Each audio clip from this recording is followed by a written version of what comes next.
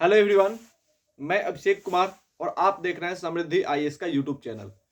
दोस्तों, इस वीडियो के माध्यम से हम बात करने वाले हैं बीपीएससी टीआई 3 के जो सफल अभ्यर्थी हैं 1 to 5 के, 6 to 8 के, 9, 10 के, 11, 12 के, इन सभी सफल अभ्यर्थियों के डॉक्यूमेंट वेरिफिकेशन और काउंसलिंग को लेकर के एक बड़ा अपडेट आया है। इस अपडेट को लेकर हम बात करने वाले हैं।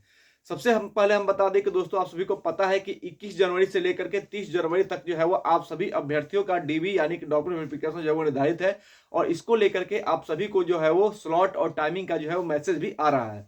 लेकिन बहुत ऐसे छात्र हैं जिनका प्रश्न आ रहा है कि उनका अभी भी जो है वो मैसेज नहीं आया है। खास करके ये जो समस्या है वो पीआरटी के जो सफल अभ्यर्थी है उनके साथ हो रहा है, क्योंकि पीआरटी की जो डीबी की यानी कि काउंसलिंग की जो प्रक्रिया है, जो काउंसलिंग का टाइमिंग है, जो समय है, जो तिथि है, वो 21 तारीख से लेकर के जो है वो 23 तारीख के बीच है। यानी कि सबसे पहले जो डीबी होना है वो पीआरटी के जो सफल अभ्यर्थी है उनका होना है, उसके बाद टीजीटी का और फिर जाकर के जो है वो पीजीटी का होना है। लेकिन पीआरटी वाले का पहले होने वाला है, फिर भी पीआरटी के बहुत ऐसे सदस्य हैं जिनका मैसेज नहीं आया। तो जिनका मैसेज नहीं आया हो वो क्या करें, इस पर हम बात करेंगे। कुछ ऐसे भी छात्र हैं जो लगातार ये प्रश्न कर रहे हैं कि सर कहीं ऐसा तो नहीं कि टाइम और स्लॉट में फिर एक बार बदलाव देखने को मिलेगा, इसका क्या कारण है, क्यों वो ऐसा क्वेश्चन पूछ रहे हैं, इस पर भी हम बात करेंगे।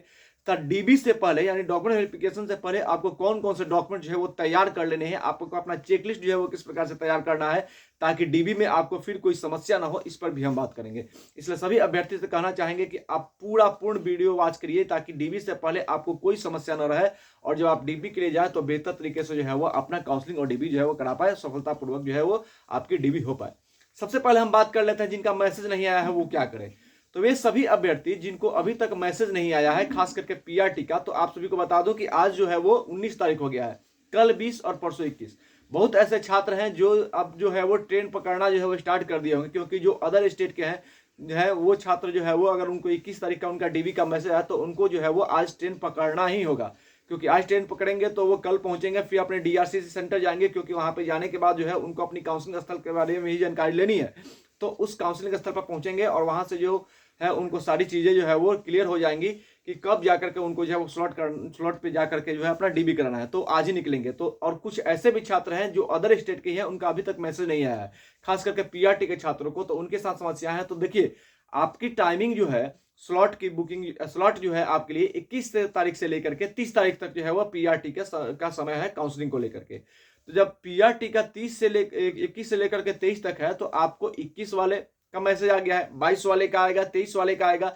तो जिनका 23 तारीख को है, लगभग मुझे लगता है कि उन्हीं छात्रों को जो है वो अभी तक मैसेज नहीं आया, तो उनका भी मैसेज जो है वो आ जाएगा। अगर नहीं आता है इनकेस, तो आप ये यकीन मानिए आपको बिल्कुल भी डरने या फिर संदेह में रहने की कोई संभावना, कोई जरूरत नहीं है, क्योंकि आप सभी को बता दूं कि अगर आपका रिजल्ट आया है तो आपकी काउंसलिंग होगी। इसके लिए जो आपका जिला जो आवंटित किया गया है, आप वहां की जो है डीआरसीसी वहां पे जाएं, यानी मुख्यालय पर जाएं और वहां पर जाकर के आप पता करें कि आपको यह जिला आवंटित किया गया है, लेकिन आपको अभी तक मैसेज क्यों नहीं आया। मैसेज नहीं आने के कारण ये भी हो सकता है कि बहुत ऐसे छात्र हैं जिनको जो है वो आवेदन करते समय जो मोबाइल नंबर वहां पे दिया था वो मोबाइल नंबर या तो बंद हो चुका है या उसमें रिचार्ज नहीं है। तो अगर मोबाइल नंबर ही बंद रहेगा तो फिर आपका मैसेज कैसे आएगा, ये बहुत बड़ी जो है वो समस्या है। तो इस कारण भी मैसेज नहीं आया। तो आप लोग वहां के जो मुख्य डीआरसीसी केंद्र है, मुख्यालय है, वहां पर जाए, वहां से सारी चीजें जो है आपको पता चल जाएगी कि आपका रिजल्ट हुआ है, आपका स्लॉट का नंबर आपको क्यों नहीं मिला, आपके स्लॉट का टाइमिंग आपको कब पता चलेगा, ये सारी डिटेल्स वहां से हो जाएगी, पता चल जाएगी। अगर ऐसा करते हैं तो आपकी सारी समस्याएं जो है वो दूर हो जाएगी और अंततोगत्वा आप 23 तारीख यानी कि आपका जो अंतिम तिथि है उसके पहले आप जा करके अगर मैसेज नहीं भी आया तो आप अपनी काउंसलिंग जो है वो करा सकते हैं। अब हम बात करते हैं स्लॉट और टाइमिंग में बदलाव को लेकर के। तो देखिए, स्लॉट और टाइमिंग को में बदलाव को लेकर के बहुत सारे क्वेश्चन आ रहे हैं कि सर कहीं ऐसा तो नहीं कि मैसेज अभी तक नहीं आया, और जब सारे लोगों का अधिकतर लोगों का मैसेज टाइमिंग और स्लॉट नहीं आया है, क्योंकि मैसेज उनको नहीं आया, तो कहीं ऐसा तो नहीं कि टाइमिंग एक बार फिर से जो है बदल जाएगा, क्योंकि गेस्ट टीचर का रिजल्ट अभी तक नहीं आया है। गेस्ट टीचर का रिजल्ट नहीं आया है। बहुत से पीजीटी के छात्र जो है उनका अभी तक जो है वो जिला भी आवंटित नहीं हुआ है। बहुत ऐसे भी छात्र हैं जिनको जिला आवंटन अभी तक नहीं हुआ है। पीआरटी में भी ऐसे छात्र हैं, टीजीटी भी ऐसे छात्र हैं। तो कहीं ऐसा तो नहीं कि जिला आवंटित नहीं होने के कारण एक बार फिर से टाइम और स्लॉट जो है बदल जाएगा। तो मैं आप सभी को विश्वास दिलाना चाहता हूं कि टाइम और स्लॉट में अब कोई भी बदलाव नहीं होगा, क्योंकि जो शिक्षा विभाग है और जो आयोग है वो डीबी के लिए पूर्ण रूप से जो है कमर कस चुकी है। सब लोगों को स्लॉट का मैसेज भेजा जा रहा है। कहीं पे कुछ जो टेक्निकली फॉल्ट है जिसके कारण किसी किसी का नहीं जा रहा है, तो उनका भी डीबी जो है वो आपके तय समय सीमा में ही होगा। इसलिए टाइमिंग और स्लॉट में कोई बदलाव अब होने वाला नहीं है। आप सभी को बता दूं कि डीबी से पहले आपको कौन कौन से डॉक्यूमेंट जो है वो तैयार करने हैं। तो डीबी से पहले आप सारे ओरिजिनल डॉक्यूमेंट को एक अलग फाइल में जो है वो रख लें। उसके बाद जो आपका वाटर मार्क डॉक्यूमेंट है, जो आपको री डाउनलोड करने के लिए कहा गया था, जिसमें रजिस्ट्रेशन नंबर अंकित हुआ है, वो जो है आप डाउनलोड कर लें और उसकी कलर प्रिंट निकाल लें, क्योंकि डीबी के लिए वही जो है वो मान्य होगा। और उसको एक साथ जो है वो एक फाइल में रखें, उसकी छाया कॉपी, छाया प्रति और उसको स्व प्रमाणित करके आप उसी के साथ रखें और उसका एक सेट अलग रखें। इस तरह से आप लेकर के जाए, चेकलिस्ट को अपने फाइल के ऊपर लगा लें, जिससे आपको पता चल जाएगा कि जो है कौन कौन से डॉक्यूमेंट्स आपने इसमें लगा रखे हैं और बेहतर तरीके से। और जो टाइमिंग है स्लॉट के, वो स्लॉट जो मिला है उससे आधे घंटे पहले आप जो है वो काउंसलिंग स्थल पे पहुंच जाए। देश बिहार के सभी जो काउंसलिंग स्थल है वहां से ये लेटर जारी हुआ है कि आप जो है वो सभी छात्र समय से आधे घंटे पहले वहां पे पहुंच जाए और बेहतर तरीके से जो है वो आपने डीबी वहां पर जाके कराए, ताकि आपको कोई समस्या वहां पे नहीं हो।